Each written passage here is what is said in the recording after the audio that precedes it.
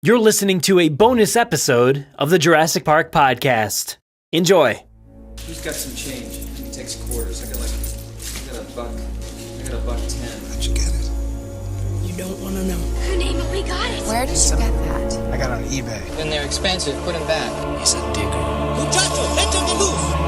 I had a promise to conduct a very thorough on-site inspection. And get stuck in the sand. Yeah, it's pretty amazing. I got it for $150. But we'll pay it.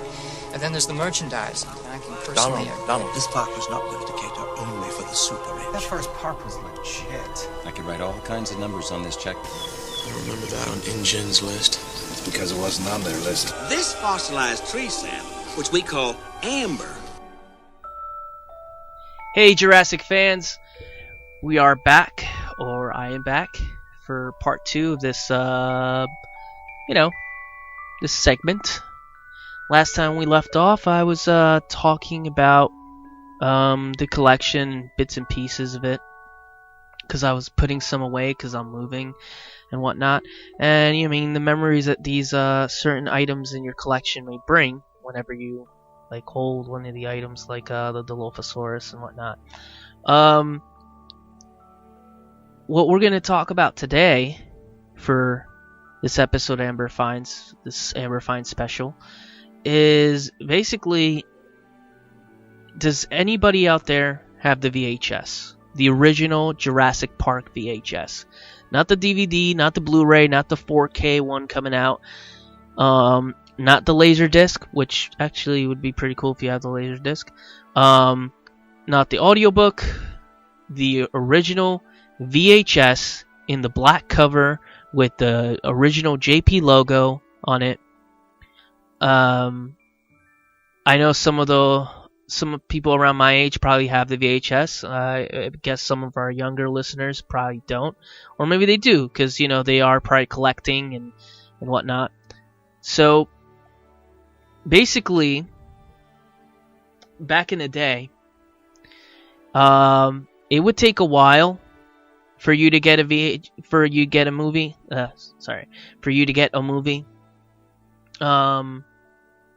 DVDs, Blu-rays, and all that, they didn't exist. It was VHS cassettes, these big, bulky, black boxes with film in them and reels, reeling the film.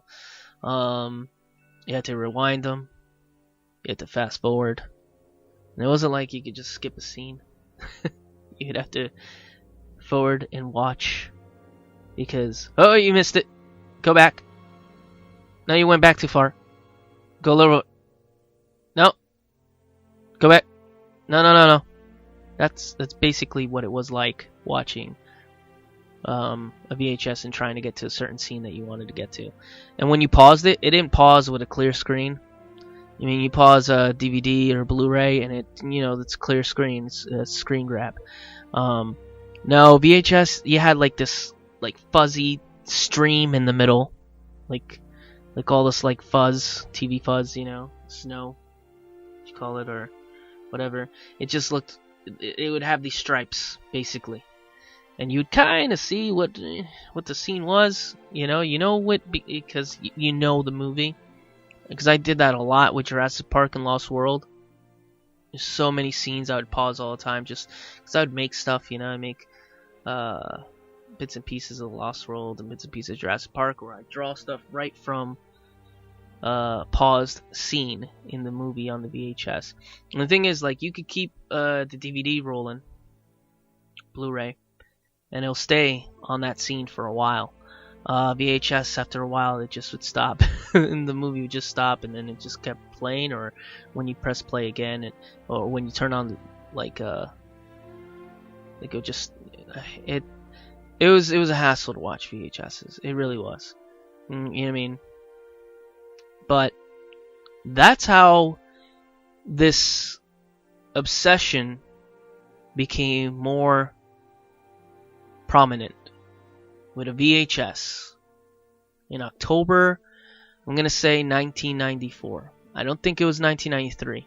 I think Jurassic Park was in theaters for a while, and it took a good time for it to become to go on home video. I remember the like just seeing all the VHS at the end of like an end cap at the store, and it's just all these beautiful dark covered with the bright red logo. It just stood out, man, you know, and it just was awesome to see that in the store. But I didn't get that VHS first. My cousin did. See, it came out, I think, it's kind of like, I can't really tell you exactly the day, but I know it came out in October. I'm pretty sure it was 1994. Correct me if I'm wrong, guys, if it was 1995 or what, if it was 93, but I'm pretty sure it was 94 when it came out on VHS. And I wanted that movie. I wanted to see what these characters that I've been playing with, the toys and whatnot, who they really were in the movie. Because I was curious to know what they played, because I didn't get to see it in the movie theater. I mean, I was one of the unlucky ones that didn't get to see it. And I was wondering, hey, what is the role of Alan Grant? What is the role of Elliot Sattler? What do they all do? What are they doing in the movie? So it just became kind of like, how do I fix this? You know, I mean, I need to see this movie. So what happened was that my cousin's birthday fell around that time. His birthday's on the 25th. So my grandmother ended up buying him the VHS. Oh man, was I mad. I was so mad because I was like, are you serious? You bought him the VHS. I'm the fan, not him. But we were going to see the movie. So, I mean, I was mad that I didn't own it that day. But I was happy and excited because I was finally going to see Jurassic Park. And I saw Jurassic Park in the most exciting, most extravagant home theater you could ever think of. It was just incredible. Nope, I'm lying. It was a tiny, like, 12-inch TV. I can't even tell you how small this TV was. We basically only played Super Nintendo on this TV and Sega. And the color was completely off.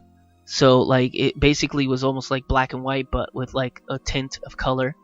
So I saw Jurassic Park for the first time on the worst TV in the history of like, TVs. It was tiny. We were all huddled around the TV in the basement, and my cousin's room was in the basement. And we're just huddled around this TV. This tiny, like it's like the screen is like a book, you know. So the raptors, the T-Rex, everything looks small. You know what I mean? And it's like a fishbowl type of like TV, you know, it's like rounded. So like the image was like, man, it was distorted. The color was off. But man, was it awesome. Just seeing these characters that I had the toys of come to life and become these amazing like characters in the movie. I became an instant fan of Alan Grant. And yes, it's weird because everyone knows that I'm a huge fan of Malcolm, but I became a fan of Malcolm as I grew up. Alan Grant was my hero as a kid. And from that moment, I was like, that's it. That's what I want to be. I want to be a paleontologist because I want to be invited to an island full of dinosaurs in the future at some point. You know what I mean? Hey, I didn't become a paleontologist. You know what I mean? A lot of kids around our age back then wanted to be paleontologists. And some did. The paleontology department like grew overnight because of Jurassic Park. So, you know what I mean? Yay for science, and Jurassic Park's responsible for it. That's right. JP takes all responsibility. We have all those awesome scientists because of this film. I know some of them will disagree with me, but I don't care. It's the way it is. It just... This film, like, it just certain scenes, like the one scene where the T-Rex escapes. I can't remember exactly how I felt watching it, but I knew it was just amazing because I had seen the commercials. They show little parts in the commercials and whatnot, and just finally seeing it, I was like, wow, look at that. You know, like, look at this T-Rex, like, breaking through the fence, eating that guy off the toilet. It was just so exciting watching this movie. But the one scene I do remember, like, vividly, was the raptors in the kitchen scene.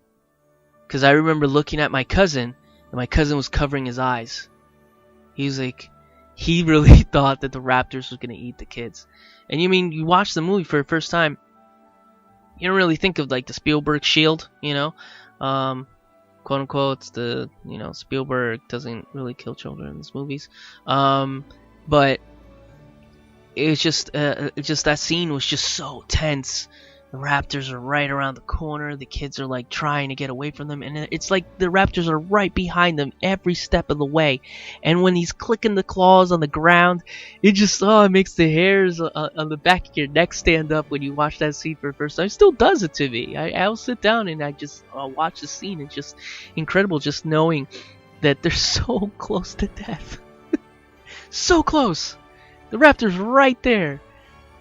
It's just. Oh my god, the movie was awesome, and it sucks I saw it on a tiny TV with barely any color in it. T-Rex scenes were so dark.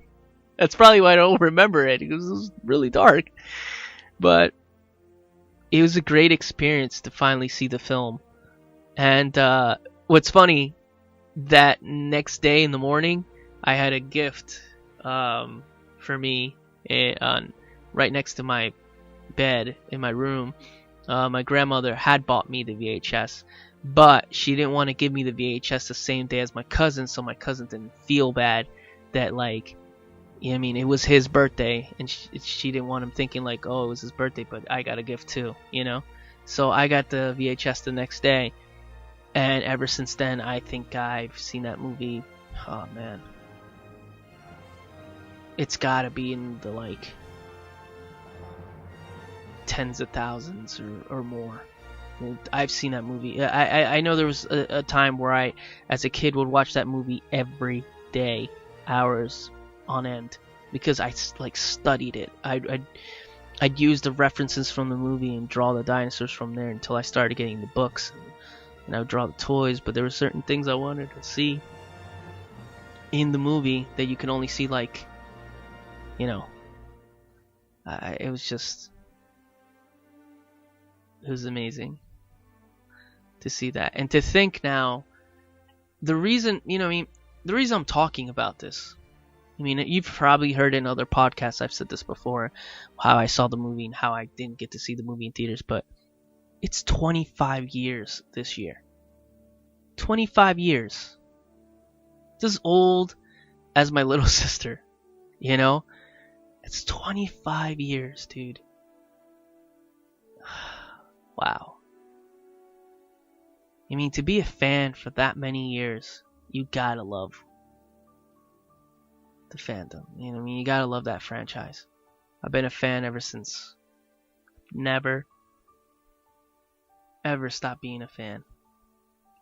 And to think that, like, 25 years ago, dinosaurs rule the earth, and they rule again now. When I went to see Jurassic World in 2015, it was an amazing experience, and I feel like Fallen Kingdom this year is gonna just blow our minds away. I hope that happens. It's just cool to think that, like, one film from 25 years ago has stemmed into this huge monster, this hybrid, this Indominus Rex of a monster, of a fandom, where I feel like finally, after all these years, we're beginning to get, like, the recognition we've wanted to kind of have for a while, you know? Like, the fandom was always there, but it's huge now. Like, there's so many fans coming in, and it's so wonderful to see that. It's not that conversation that you have at work where someone's sitting like, oh, so what's your favorite movie? Oh, I like Star Wars. Oh, that's cool. Yours? Oh, I like the Batman franchise, The Dark Knight. Yeah, that's great. And yours? Oh, I love Jurassic Park. Yeah, dinosaurs cool, I guess. I used to have those conversations. Those conversations were all the time. And when I'd say I'm a huge Jurassic Park fan, I would get kind of like a weird look, like, that's not even a franchise to be a huge fan of. That's just, you know? Now it's the thing. You know, like, I'll say, yeah, I love Jurassic Park. Yeah, Jurassic Park's awesome. It's weird. But it's awesome at the same time. And, right now is the best time to be a Jurassic Park fan, other than 93 and 97. I think those were the best times too. You know what I mean? I saw somewhere that McDonald's is getting Jurassic Park back. You know what I mean? McDonald's were the sponsors for Jurassic Park. They had like Happy Meals and stuff back in 93, and then it was Burger King for Lost World. And for Jurassic World, there was no McDonald's, or I think it was like Dairy Queen. But to see that coming back full circle, back to McDonald's, that's pretty cool, you know?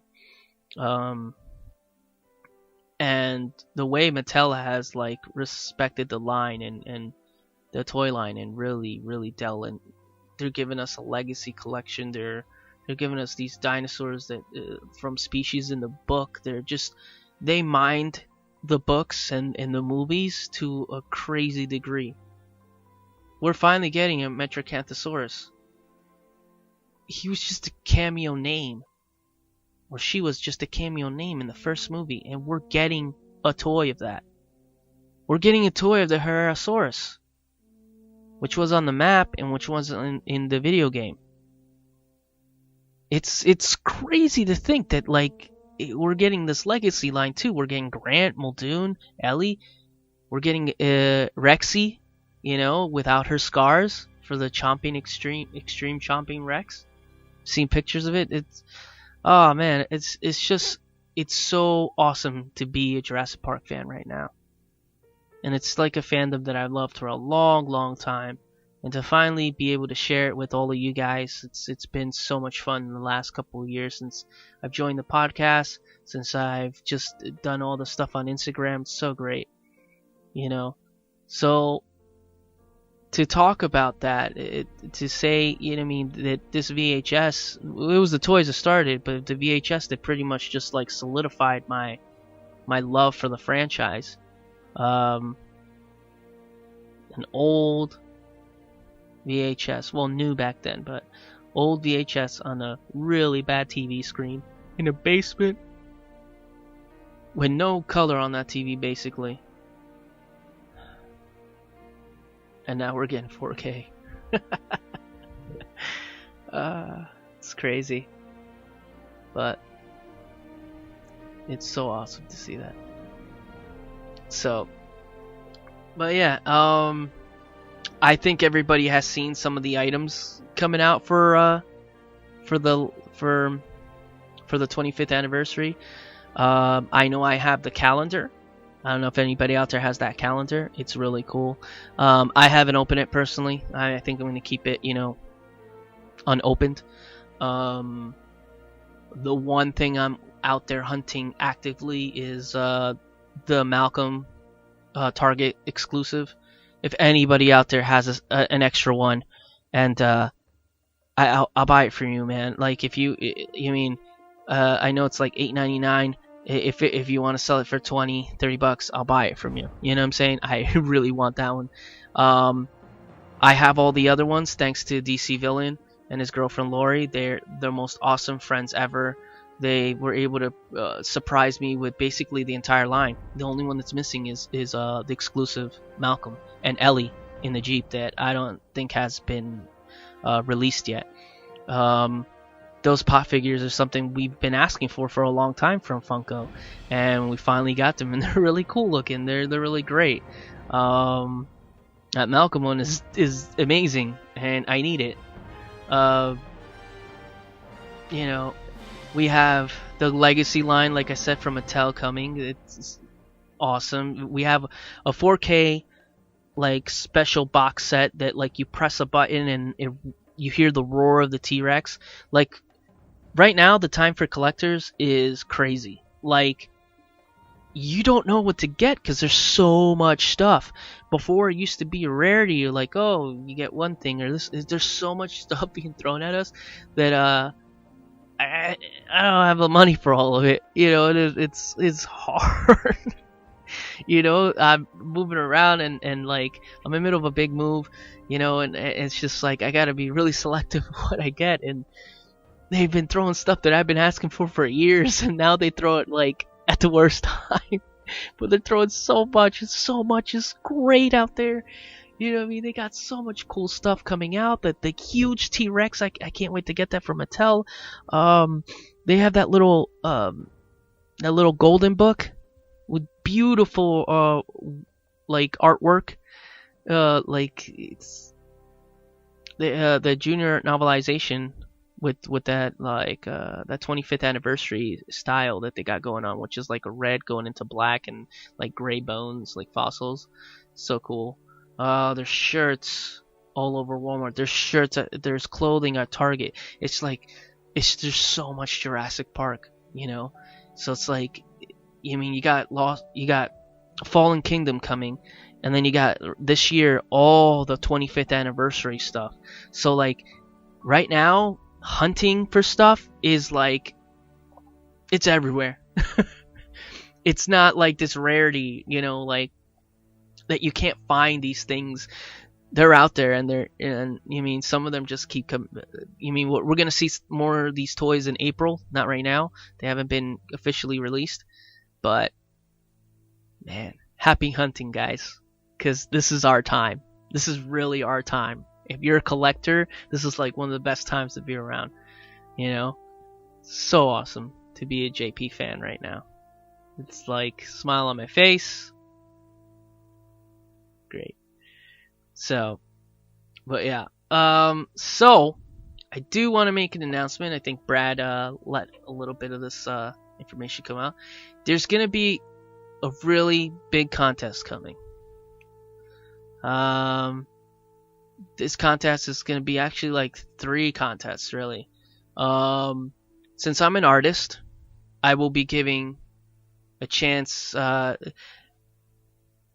One of the contests will be a drawing and a piece of artwork that followers can create and will be picked out as the winner. Like all this stuff is not going to be officially announced until after like my birthday, but I'm giving you guys a heads up that is coming. It's going to be an art contest. One of them is on art contest. The second one is a knowledge contest of Jurassic Park. It's going to be very obscure questions that not most fans like. It should be like only maybe a few fans should know, or you know, it's really difficult quiz type of thing. And the third contest will be, I don't know, that one's still up for grabs. But the prizes vary from toys from the collection, from actual items like stuff from actual like merchandise. I'm gonna throw in artwork as well in there, and maybe some Fallen Kingdom toys. Maybe, we'll see. So guys, look out for this contest because it's gonna come out of nowhere. I'm letting you guys know it's going to be after my birthday. My birthday is April 8th. So around that time, start watching my page very closely and my Twitter page, because I will be announcing the contest. And the thing is, like, you have till Fallen Kingdom. So the rules, all the rules and stuff, I'll list everything for it. And I'll list the prizes and show what's going on. And yeah, it's gonna be fun because I really been wanting to do an art contest for a while, since I'm an artist myself, and everyone's welcome to join. I want to see so many fans creating different pieces of artwork. So, and I want to see how many fans know a lot about Jurassic Park. I know there's a few fans out there that know more than me, but hopefully the questions I ask are going to be a little bit challenging. And the last one, I don't know yet what I'll do for that contest. We'll see. Maybe act out a scene. Maybe. But yeah, this that concludes our Amber Finds special part 2. As soon as I'm more situated, I will be more of a regular voice on the podcast, and as well I'll be trying to get Ted back on so we can do another Jay and Ted's Jurassic Adventures. Probably do a game trail with Aaron. I have so many plans, and hopefully I'll be able to have more of the time to be doing this, because I am back, guys, and I want to be back more actively in the community again. More artwork, more things, more collecting, more of everything that you've seen before on the J Jurassic Instagram, J Jurassic Twitter page. So be expecting all that. Be ready for that contest. And I would like to hear your stories. Talk to me on Twitter, and same name as the Instagram page, at JJurassic, JAYE _JURASSICK. Same name. So just send me messages, or let me know your stories about the first time you saw Jurassic Park, or what made you a Jurassic Park fan 25 years ago. What is it about this movie that made you into a fan? Let me know. Alright? Well, that's it for this Amber Finds, guys. Brad, back to you.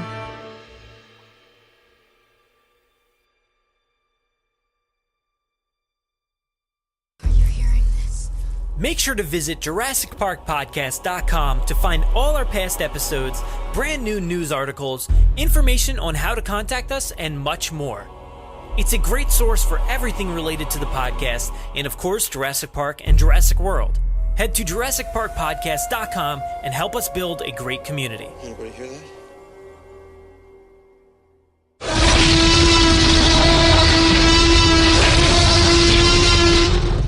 5 minutes. Drop what you're doing and leave now.